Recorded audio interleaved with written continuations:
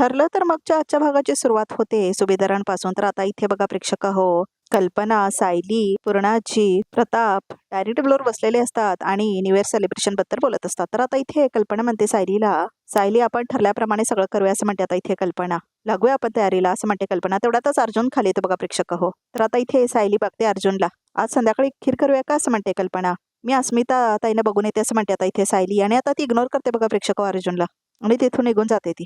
तर आता इथे प्रिया जात असते बघा प्रेक्षक आणि आता तिला पाठीमागून येऊन पूर्णाची थांबवते बघा प्रेक्षक हो.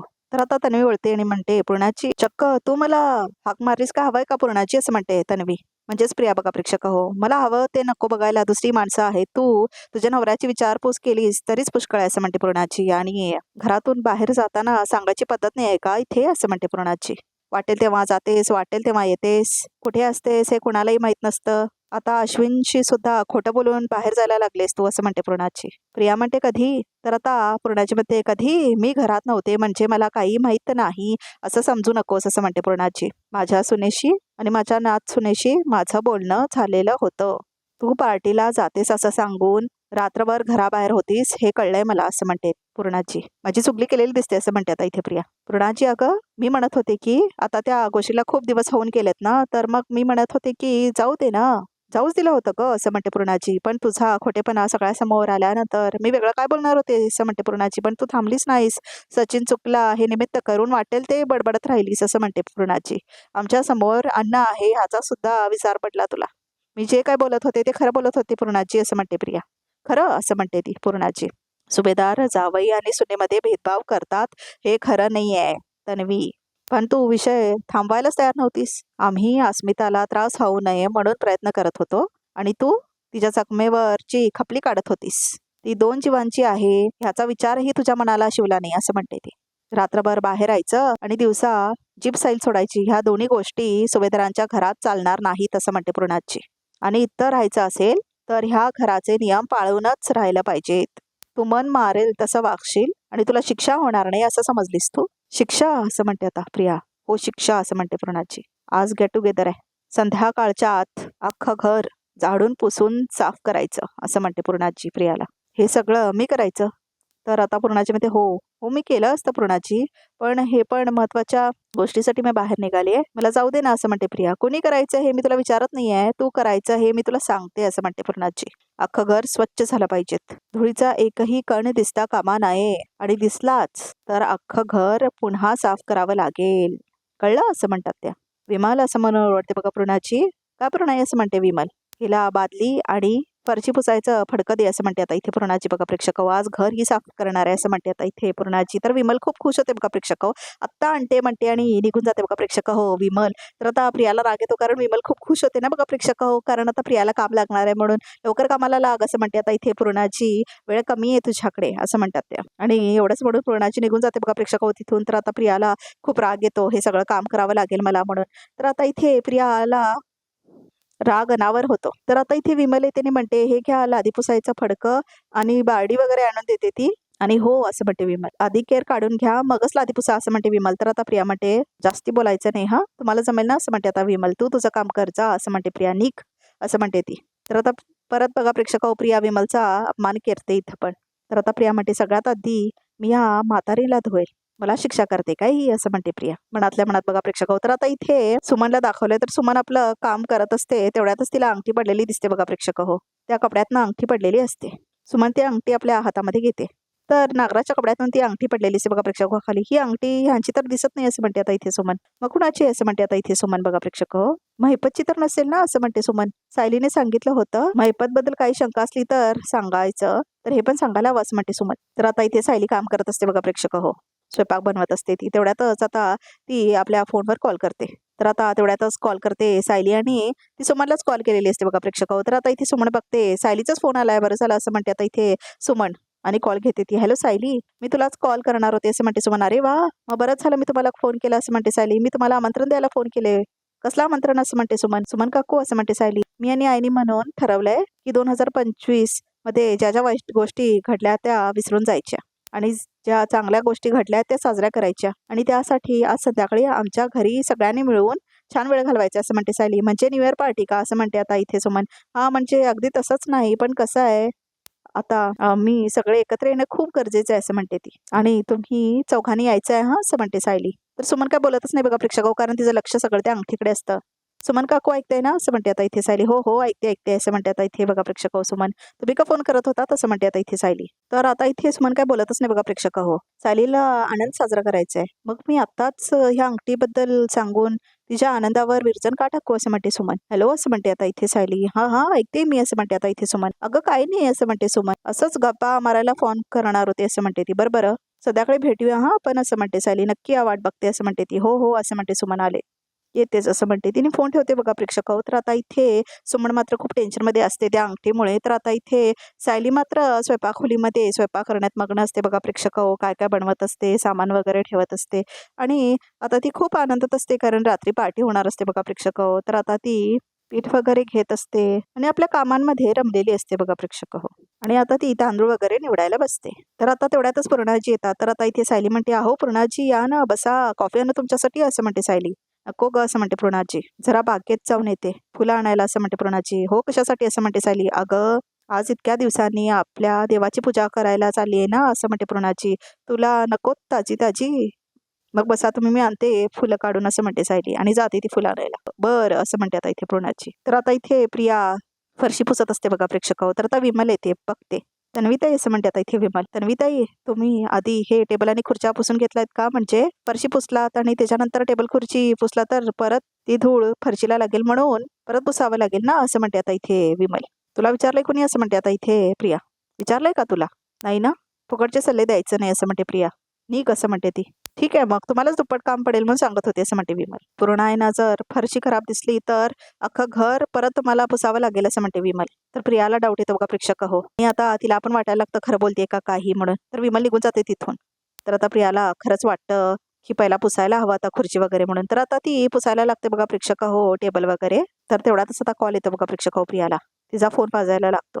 तर आता ती फेकते तो फडका आणि फोन घ्यायला येते. तर आता फोन घेते ती. तर नागराज काका असतं बघा प्रेक्षक त्याच्यावर लिहिलेलं. तर आता प्रिया बघते इकडे तिकडे आणि कोण नाही का बघते. तर आता जाते ती बाहेर बघा प्रेक्षक तो फोन घेण्यासाठी नागराजचा. लपून छपून बाहेर येते आता इथे प्रिया. आपल्या चपला घालते आणि बाहेर येते गार्डनमध्ये तो फोन घेण्यासाठी बघा प्रेक्षक लपून छपून. आणि आता ती कॉल घेते. हॅलो मी तुम्हाला किती वेळा सांगितलंय मी घरी असताना कॉल करत जाऊ नका म्हणून असं म्हणते प्रिया नागराजला. हे किती धोक्याचं आहे तुम्हाला कळते काय ग असं म्हणते ती. तुला काय ग तू त्या सुभेदारांना विकून खाशील असं म्हणतो नागराज. तुला कॉन्फिडन्स इथं एवढा वाढला नाही तुझा आता कॉन्फिडन्स की तुला आता असं वाटायला लागलं की तू काही विकून खाशील. महिपतच्या माणसांकडे महिपतची चौकशी करत होतीस ना तू असं म्हणत होता इथे नागराज. तर आता प्रियाकडे उत्तर नसतं बघा प्रेक्षक हे बघा मी फक्त असं म्हणते प्रिया आता सवयीप्रमाणे थापा मारू नकोस लगेच असं म्हणतो नागराज. बरं मी तुला आधी सांगितलंय महिपत पासून लांब राहायचं असं म्हणतो नागराज. पुन्हा जर असा आगाऊपणा केलास ना प्रिया मग बघ मी काय करेन ते असं म्हणतो नागराज. ह्यात काय आगाऊपणा असं म्हणते आता इथे प्रिया.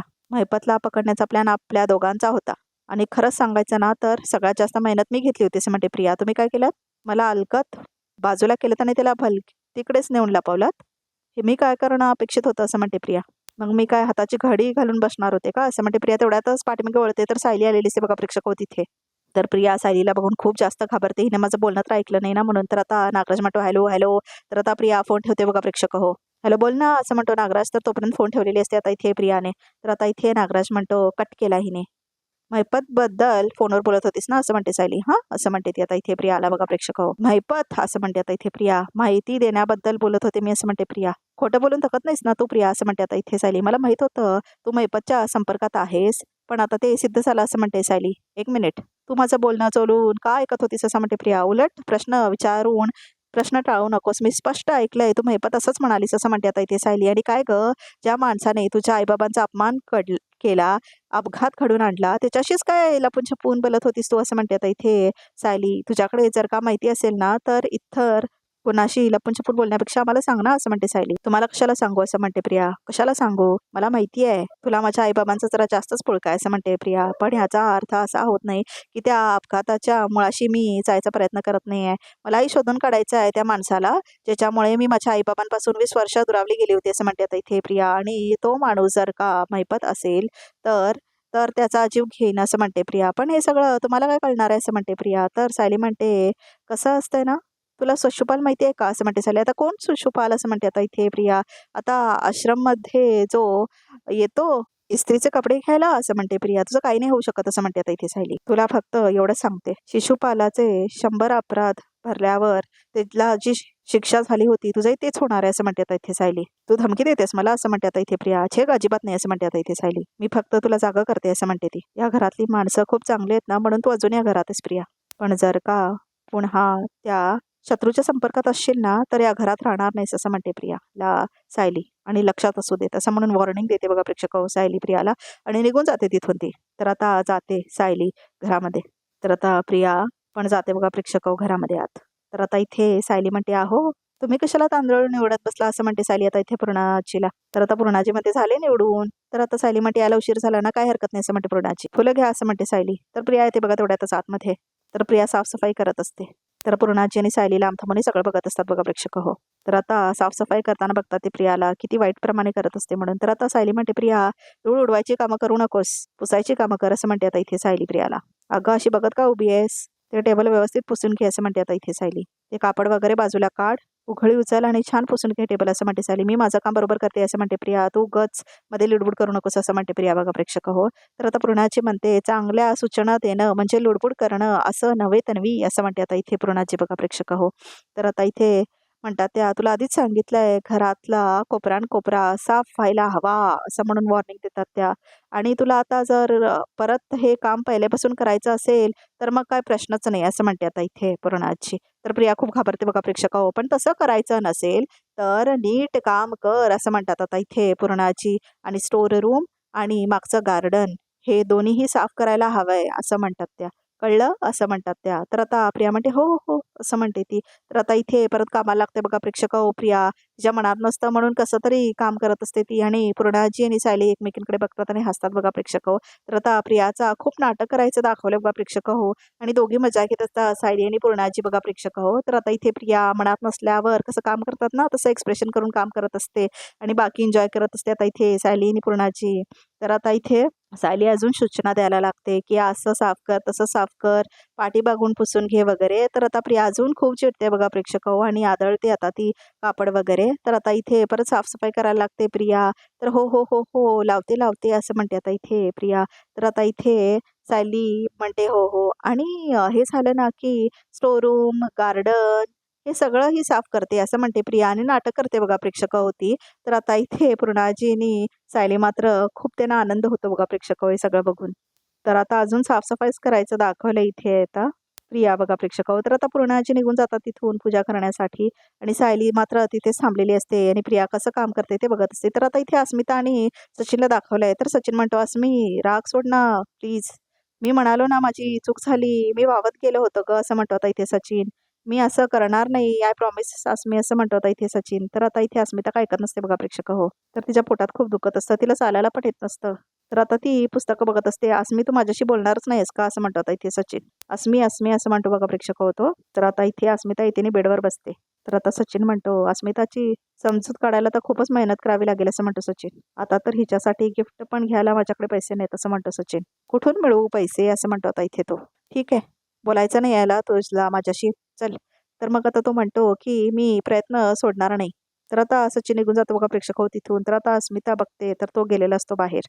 तर आता इथे सचिनला दाखवलंय परत. तर सचिन बाहेरून थांबलेला असतो बघा प्रेक्षक तर आता तो कॉल करतो. तर आता तो साक्षीला कॉल केलेला असतो. सॉरी सॅम तुला इतका वेळ कॉलच करायला जमलं नाही असं म्हणतो सचिन. एका फायनान्शियल क्रायसिसमध्ये अडकलोय मी, तो सॉर्ट आउट करायचा प्रयत्न करतोय असं म्हणतो तो. काय झालं नेमकं असं म्हणते साक्षी. बँकेमध्ये ना काहीतरी टेक्निकल इश्यू झालाय असं म्हणतो तो. म्हणजे तिथून ना माझ्या इथल्या अकाउंटमध्ये पैसेच ट्रान्सफर होत नाहीत आणि इथे मी इकडचा अकाउंट जास्त वापरत नाही ना त्यामुळे ह्या अकाउंटमध्ये पैसेच नाहीत ग, बॅलन्सच नाही असं म्हणतो आता इथे सचिन. आता हातात गरजेपुरते पण पैसे नाही आहेत. मी केलं होतं त्या फ्लोरिडाच्या बँकमध्ये कॉल केला होता तर ते म्हणाले की 4-5 दिवसात सॉर्ट होईल.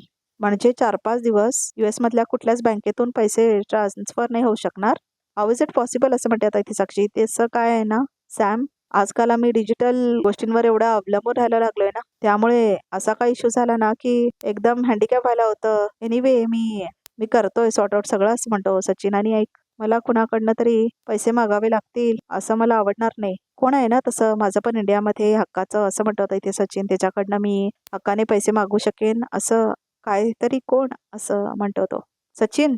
आय एम हर्ट असं म्हणते आता इथे साक्षी. तुला असं अजिबात वाटलं नाही की मी तुझी ती जवळती व्यक्ती आहे, तिच्याकडे तू पैसे मागू शकतोस असं म्हणते साक्षी. आणि सचिन खूप खुश होतो बघा प्रेक्षक. अगं तुझ्याकडनं पैसे घ्यायला मला खूप ऑफवर्ड वाटेल यार सॅम.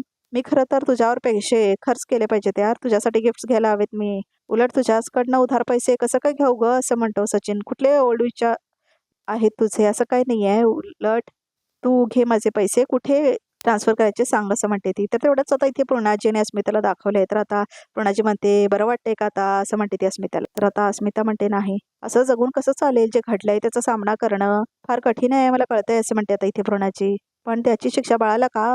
त्याचं वर्तमान भविष्य तुझ्याच हातात आहे ना. पण मग बाळाच्या बाबाची काही जबाबदारी नाही का असं म्हणते अस्मिता. आहे ना असं म्हणते पूर्णाजी. म्हणून तू तुझं आई पण विसरून चालणार नाही आणि आई होणं सोपं नसतं असं म्हणतात त्या. आणि माझ्या नवऱ्याने माझ्यासाठी आणखीन करून ठेवलंय कठीण असं म्हणते आता अस्मिता. तर पूर्णाजी म्हणते बस बस असं म्हणून ती बैस म्हणते तिला आणि बसून घेते आता अस्मिताला.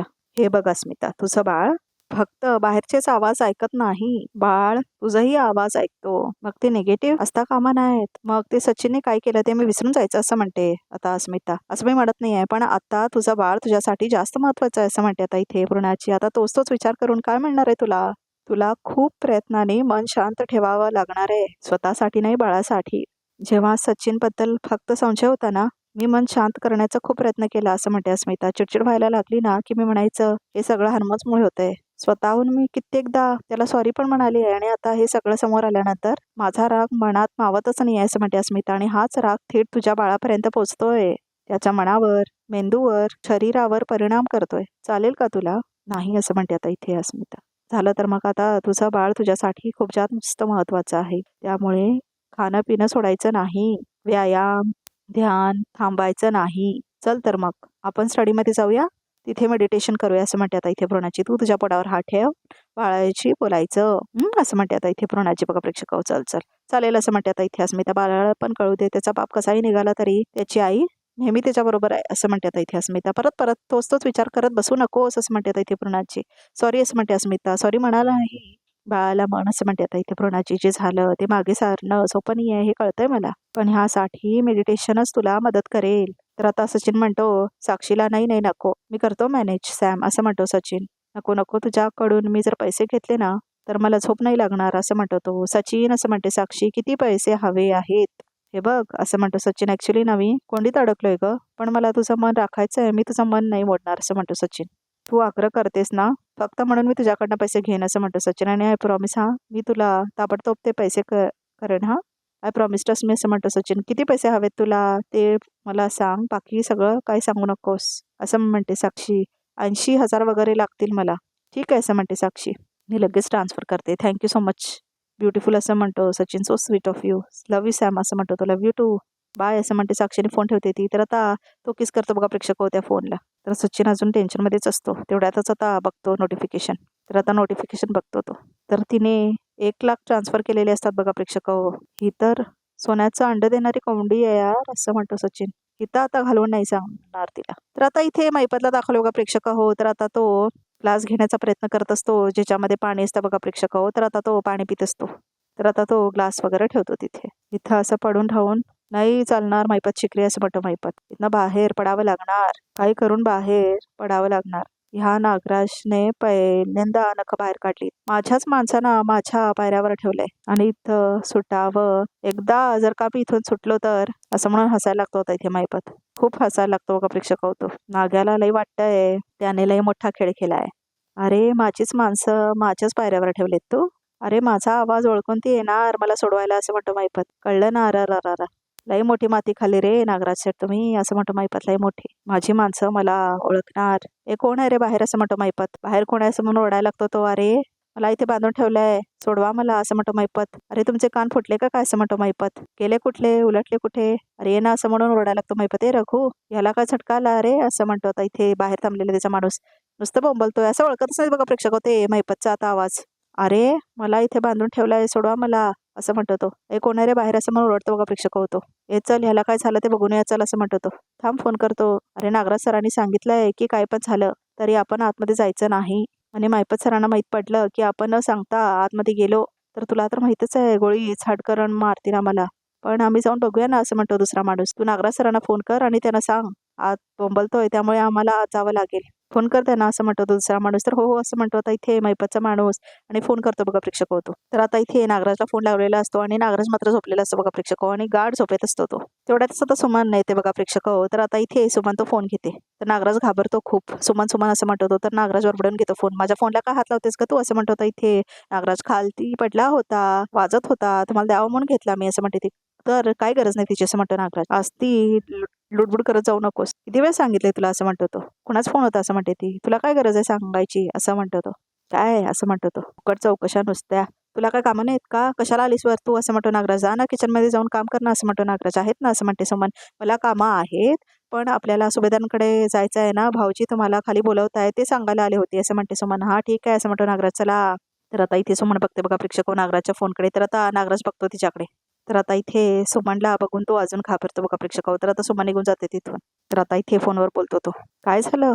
नागराज साहेबांचा फोन आला असं म्हणतो तो माणूस. तर आता इथे फोन घेतो बघा प्रेक्षक तो माणूस. हा साहेब. काय रे कशाला फोन केला तसं म्हणतो नागराज. अहो तो माणूस किती बोंबलतोय असं म्हणतो आता इथे तो. एक काम करतो. तुम्ही बांबूचे फटके देतो आतमध्ये जाऊन बघ का कसं शांत होतो तसं म्हणतो तो. ए कप कप असं म्हणतो नागराज. आय तिथे थांब आज जायचं नाही म्हणजे नाही कळलं असं म्हणतो नागराज. मी येतो तिकडे लगेच येतोय मी असं म्हणतो नागराज. आणि मैपत साहेबची ऑर्डर आहे आज जायचं नाही म्हणजे नाही असं म्हणतो नागराज. कळलं की नाही तू गेलास ना. तर आता तेवढ्याच नेटवर्क जातं बघा प्रेक्षक. तर आता नागराज म्हणतो हॅलो हॅलो नागराज साहेब. तर आता नेटवर्क जातं बघा प्रेक्षक ह्याचं. हॅलो हॅलो म्हणतच राहतो तो मात्र काय ऐकायला येत नाही त्यांना. नेटवर्क प्रॉब्लेम असं म्हणतो तो. नागराज सर काय बोले ते सांग असं म्हणतो तो. साहेब म्हणाले आज नाही जायचं आता काय करायचं असं म्हणतो तो. तर मैपत परत ओरडायला लागतो बघा प्रेक्षक. तुमचे कान फुटले की काय गेले कुठे असं जो चलो ओरडायला लागतो तो आणि दोघांनाही आता कंटाळा येतो आवाज ऐकून बघा प्रेक्षक. तर आता आज असं म्हणून तो जात असतो माणूस. तर आता इथे दुसरा माणूस त्याला अडवत असतो. तर आता एक माणूस आज जात असतो बघा बघण्यासाठी. तर आता दरवाजा उघडतो तो माणूस. तर आता इथे नागराज म्हणतो याला कळलं की नाही मी काय बोललो ते असं म्हणतो नागराज बघा प्रेक्षक. ह्याचा फोन का लागत नाही असं म्हणतो नागराज. असं म्हणतो होता इथे नागराज बघा प्रेक्षक. मला जायला पाहिजे असं म्हणतो होता इथे नागराज. इमिजिएटली जायला पाहिजे असं म्हणतो तो. जायला पाहिजे म्हणून तंत्र जातो बाहेर. तर आता इथे अर्जुन असतो. तर सायली येते बघा प्रेक्षक आपल्या खोलीमध्ये. तर आता इथे तिथेच रुमाल वगैरे ठेवलेला असतो. तर आता इथे अर्जुन मुद्दाम ड्रामा करायला लागतो कारण चिडलेली असते ना सायली तिच्यावरती. त्यामुळे आता तो म्हणतो अरे माझा रुमाल कुठे आहे. रुमाल बघून सुद्धा मुद्दाम करतो बघा प्रेक्षक. इथेच तर ठेवला होता असं म्हणतो तो. कुठे असेल असं म्हणतो होता इथे अर्जुन. तर आता इथे सायली रुमाल आणून ठेवते बघा प्रेक्षक. नाही म्हणजे बरं आहे असं म्हणतो अर्जुन. कारण सायली आणून देते ना रुमाल. माझा रुमाल कोणीतरी तरी घेतो आणि आवरावरी करत कुठेतरी ठेवतो असं म्हणतो होता इथे अर्जुन मुद्दाम सायलीला प्रोक करण्यासाठी बघा प्रेक्षक. आणि मग मला सापडत नाही. तर आता तो मुद्दाम ड्रामा करतो बघा प्रेक्षक. तर सायली काही लक्षात येत नाही तिच्याकडे आणि इग्नोर करते परत त्याला कायमसारखं. तर आता इथे अर्जुन म्हणतो वा हे बरं आहे काही बोलायचं नाही गप्प बसायचं आणि सगळे प्रॉब्लेम सॉल्व्ह होतील आयुष्यातले नाही असं म्हणतो आता इथे अर्जुन.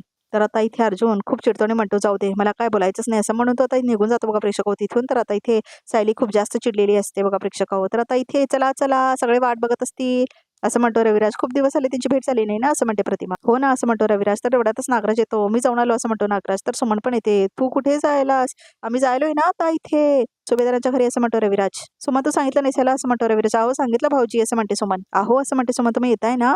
तर नागराज म्हणतो माझा मित्र नाही का सुभाष त्याच्या आईच्या कमरेचं ऑपरेशन झालं मागे तर काकूना परत ऍडमिट करावं लागतंय. तर म्हणत होतं येशील का मदतीला म्हणून मग असं म्हणतो नागराज मला जायला लागणार आहे तिथे. तर रविराजला कळत नाही बघा प्रेक्षक खोटं बोलतंय म्हणून. तर आता सुमन म्हणते हा कोण आहे तुमचा मित्र कधी भेटला नाही असं म्हणते आता इथे सुमन. बोलवतो ना आपण जेवायला बोलवतो म्हणजे भेट होईल असं म्हणतो आता इथे नागराज. आता त्याची फॅमिली इमर्जन्सी आहे म्हणून मला जावं लागतं असं म्हणतो आता इथे नागराज. तर सुमनला राग येतो बघा प्रेक्षक. तर निघून जातो तिथून नागराज. ए नागराज असं म्हणतो रविराज आपल्या फॅमिलीत काय इंटरेस्ट आहे की नाही तुला असं म्हणतो रविराज. पूर्णाई किती दिवसांनी इथे आली आहे त्यांना भेटावंच वाटत नाही तुला असं म्हणतो रविराज. वाटतंय ना माझी खूप इच्छा आहे. तर तेवढ्यातच फोन येतो त्याला. तर नागराज बघतो कुणाचा फोन आहे म्हणून बघा प्रेक्षक. तर रविराज बघतो कुणाचा फोन आहे म्हणून. तर आता इथे रविराज फोन घेतो आपल्या हातामध्ये. तर आता इथे सायलीला दाखवले ती आपल्या खोलीमध्ये आलेली असते. तर तेवढ्यातच तिथे फुलं आणि एक नोट लिहिलेली असते बघा प्रेक्षक टेबलवरती आणि तिथं एक ड्रेस पण ठेवलेला असतो. तर आता ती फुलं घेते आपल्या हातामध्ये बघा प्रेक्षक सायली आणि आता ती चिठ्ठी ठेवलेली असते ते पण आता आपल्या हातामध्ये घेते. तर आता त्याच्यामध्ये लिहिलेलं असतं बायको हा ड्रेस तुला खूप छान दिसेल असं लिहिलेलं असतं बघा प्रेक्षक त्याच्यावरती. तर आता इथे तो ड्रेस पण ठेवलेला असतो पिंक कलरचा. तर आता इथे भाग संपतो आजचा. तर आजचा भाग इथे संपतो प्रेक्षक. बघूया आता रिकामध्ये काय येते. तर आता रिकामध्ये असं दाखवलंय की मैपत बसलेला असतो आणि तिथे सुमन येऊन बघते त्याला. तर आता इथे नागराज महिपतला दम देत असतो. तर आता इथे सुमन म्हणते, "अरेच्छा!" असं म्हणते ती, "मला हे सायलीला सांगायला हवं." तर आता इथे सायली मात्र सेलिब्रेशनमध्ये बिझी असते आणि आता इथे कॉल येत असतो सुमनचा तिला, मात्र ती काय फोन घेतच नाही बघा प्रेक्षक. "सायली, सायली" असं म्हणत असते सुमन. तर आता इथे सायली मात्र आपल्याच कामामध्ये बिझी असते. तर ती येते आणि फोन बघते. तर हॅलो असं म्हणते आता इथे सायली. "हॅलो सायली, मी काय बोलते ते लक्ष देऊन ऐक" असं म्हणते आता इथे सुमन बघा प्रेक्षक.